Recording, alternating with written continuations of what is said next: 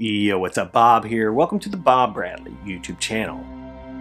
It's an early Sunday morning and I've been sitting here poring over the Record Store Day Black Friday 2023 list.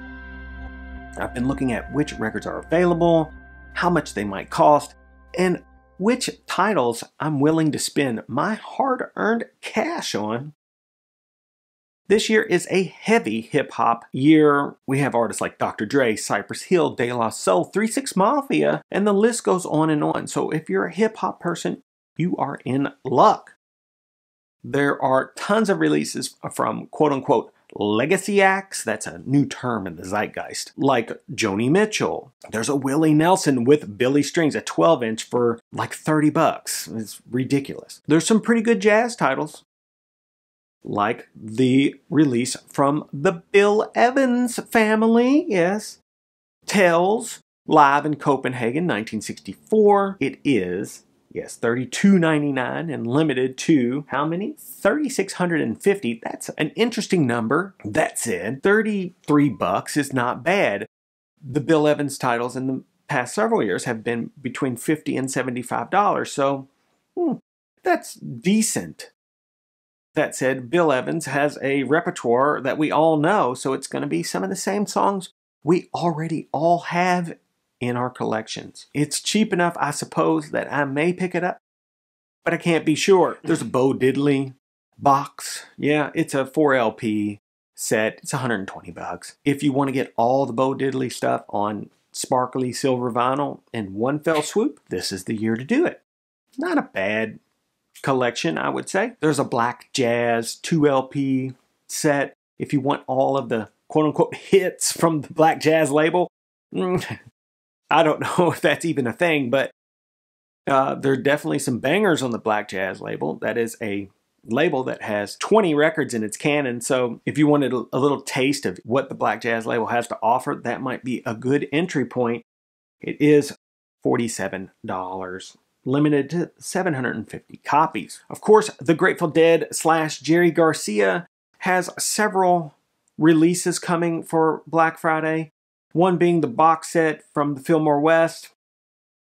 These shows are a group of songs that happen on the Live Dead shows. That's the Live Dead record that we all have in our collection. All I know is it's $150. And you know, the Grateful Dead, they really need the money because they're so broke. Anyhow, Jazz Dispensary. At the movies, I do collect these Jazz Dispensary titles. We all know this. This particular one is on Purple Marble and limited to 3,600 copies. If you need another record with Isaac Hayes' Shaft on it, this is definitely something you want to get. Cover is okay, probably the weakest in years since the Purple Funk debacle, but yeah, it's 30 bucks. I may get it if it's there when I get there. Ooh, Ravi Shankar, Ali Akbar Khan in concert, 1974. I do love that record. It is a beautiful record. Ravi and Ali Akbar, virtuosos on their instruments. This is a beautiful recording. You can find this record. It's usually not that clean, and because of the nature of their quiet acoustic music, that's a tough one. It also can go for some money. So, you know, at $40, I'm so sorry. At $40, 2,000 copies. That's a pretty cool record. I wish they were more forthcoming with the source material and how this thing was cut and sourced. But of course they're not. Chico the Master, this is being put out by Kraft. Super cool record from Chico Hamilton. Has Lowell George on guitar. Slide guitar master from Little Feat. Yeah, this is pretty cool. 35 bucks, 2,000 copies, Purple Marble from Kraft, from the tapes. That's definitely an option for me. Real baffling release, the De La Soul, 3 Feet High and Rising. That was originally put out as a double LP, but there's a bunch of songs on there, so that creates a problem. So they've chosen to do a 7-inch box with 12 7-inches in it. Whew! On custom splattered vinyl. Very cool collectible. probably the most inconvenient way to listen to the record ever. Jerry Garcia and David Grisman, $47, limited to 2,400 copies. David Grisman, mandolin virtuoso. Jerry Garcia, absolute legendary guitar player from the Grateful Dead. This is a cool record. It is a double LP. Dolphy, Eric Dolphy's Iron Man. One of the more anticipated jazz titles. Now, the songs from Iron Man have been put out 2 other times on Record Store Day in different formats under different titles. So if you are a long-time Record Store Day attender, you probably already have it. That said, it's $30. It's limited to 2,200 copies. It has the original artwork and the original label.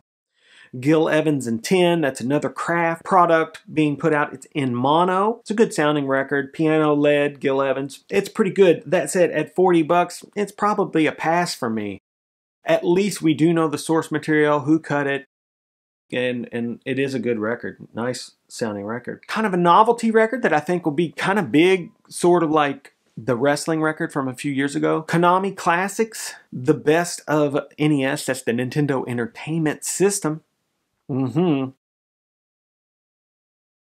a big scene happening, especially in New York, of jazz musicians who like to play video game songs, so I wouldn't be surprised if this is a coveted title.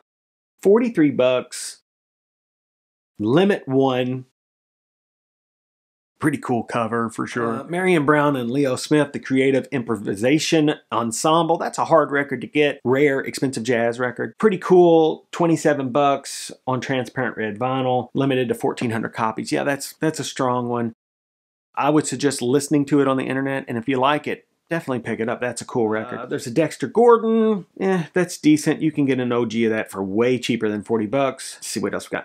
Shotgun Willie. Yeah, there's an anniversary, 50th anniversary deluxe edition coming out. Shotgun Willie is possibly the first or second best Willie Nelson record, maybe third best. It's hard to say.